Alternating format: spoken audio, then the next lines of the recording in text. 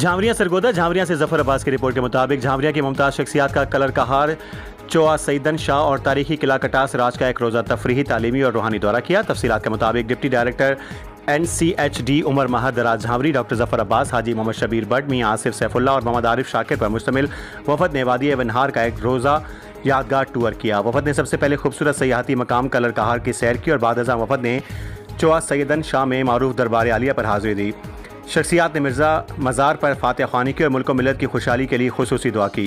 वहाँ cadet college की खुसूसी visit किया। इस मौके पर उन्होंने कैडेट कॉलेज के प्रिंसिपल मेहर मोहम्मद एजाज झावरी से तफसीली मुलाकात की और तालीमी अमूर पर गुफ्तगू की। दौरे के अगले मरहले में वफद ने तारीखी और कदीम किला कटास राज का रुख किया, जहाँ उन्होंने सदियों पुरानी तारीख, तर्ज तामीर और चश्मे का नज़ारा किया और तारीखी मालूमात हासिल की। वफद के अरकान ने इस तफरीही, तालीमी और रूहानी दौरे को इंतहाई शानदार और यादगार करार दिया। रिपोर्ट जफर अब्बास, जैसी रिपोर्टर, शाहपुर, झांवरिया।